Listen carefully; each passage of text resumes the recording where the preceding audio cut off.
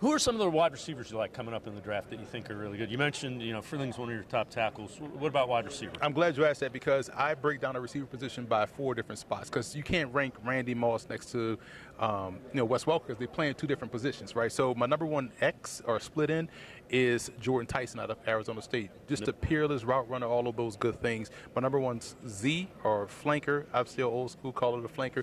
That would be Cornell Tate. I think Cornell Tate is this year's version of Devonta Smith. And the reason why I use that comparison is because he's a quiet number 1. Just how Smith is a quiet number 1 playing alongside a loud number 1 and A.J. Brown, Tate played alongside Jeremiah Smith, who's the big, loud number 1, but he quietly went about his business the way he does all season long. My number 1 slot is Mekhi Lemon, who can kind of bang inside, can play outside. Some people say Amon-Ra St. Brown. Either one of those comps work because he's good with the ball in his hands. So my number 1 big inside receiver, I call it, it's kind of like the Marcus Colston type. That would be Denzel Boston. So those 4 are my top at their respective positions. Those are the guys I like. But even outside of that, Ted Hurst of Georgia State reminds me a lot of George Pickens. And so that could be good and bad.